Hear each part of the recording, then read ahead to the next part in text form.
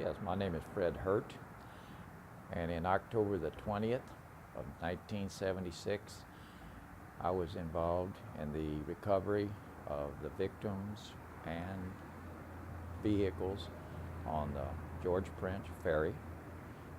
That morning, I was a diver on call for Michelle LeClaire Divers.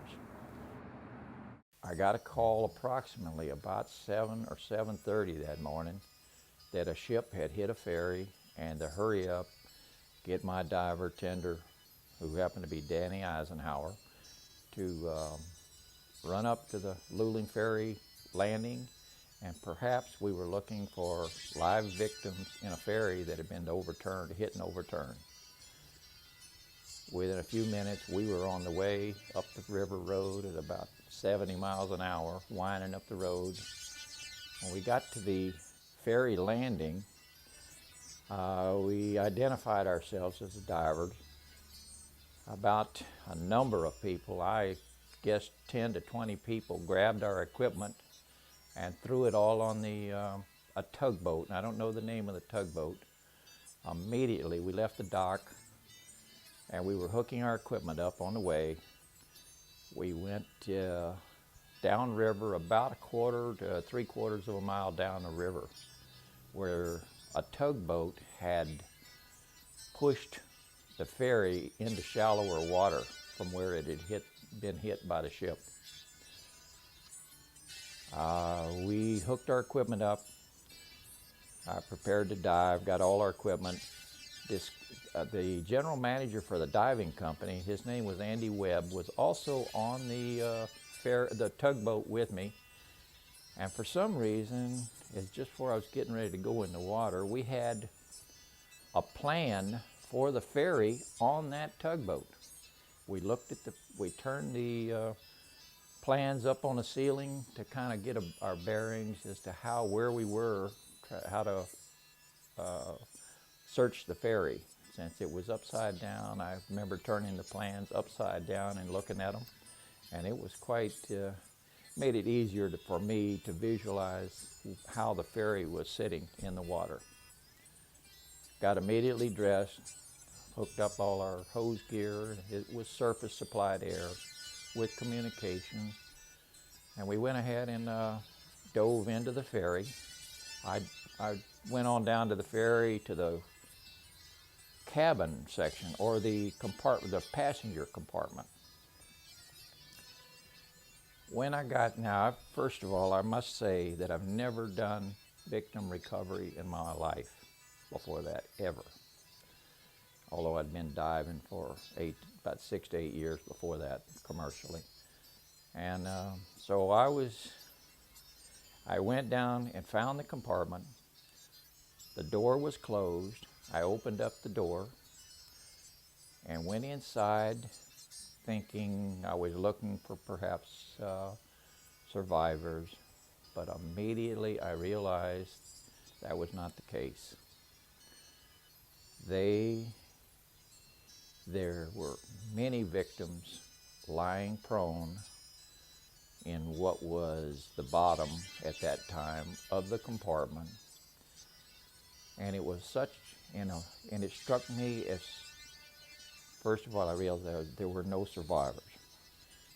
But I realized they were in a relaxed position, all lying prone and more or less stacked one on top of another. And the feeling I got from that was just incredible. But I immediately grabbed one person, pulled that person out of the compartment, and I had my tender pull me up to the surface, who brought me up to a small, looked like about a 16-foot Boston whaler boat with an outboard motor. Had 2 or so men in it, apparently from the sheriff's office. And all I could do was just to hold the victim up, and they grabbed the victim and rolled the victim into the boat. The next thing I did is I said over the radio, asked my tender for a rope, which they had available, and I took a rope straight back down to the compartment, the passenger compartment. I tied it off on a railing right next to the compartment so I could easily find my way down there because I knew there were numerous victims to recover. I went ahead. From then on, I hoisted 2 persons at a time out of that compartment and just handed them up to personnel that were in small boats. That's all I could barely see. I mean, I holding the victims above my head, and it was just all I could do. That's all I could see was a couple of gentlemen that were in small boats. I recovered a total of 9 people out of that compartment, looked around some more, and there were no more victims in that compartment. Someone came on the radio and said, "Fred, can you find the wheelhouse?" And I said, "Yes, I'll locate the wheelhouse." So I went around the other direction and went into which turned out to be the wheelhouse.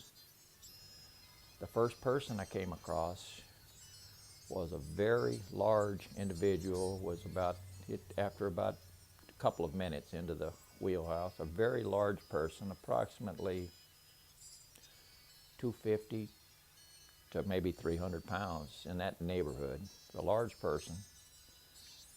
And I immediately grabbed his belt and pulled him out of the compartment and pulled him to the surface.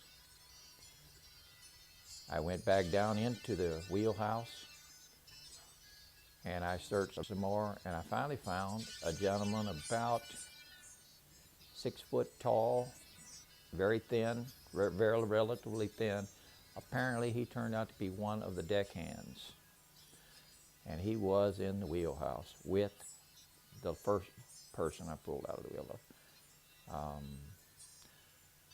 By this time, I was getting, after I brought the second person out of the wheelhouse,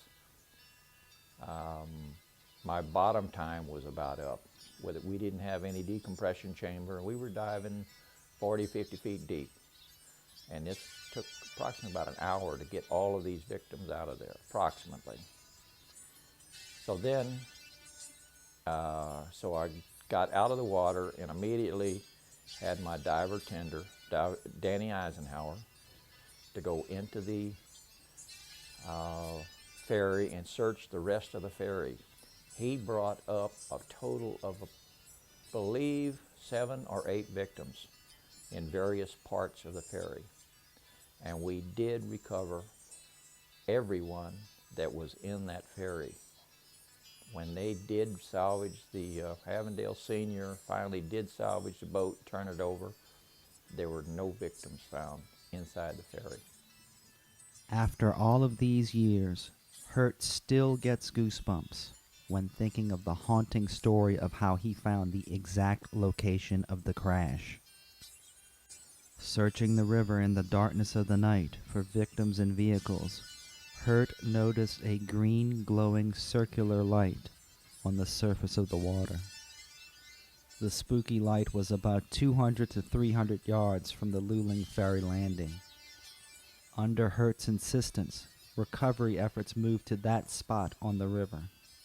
Only Hurt could see the ghostly light. There, at the deepest part of the river, 92 feet deep, they discovered the majority of the vehicles and victims.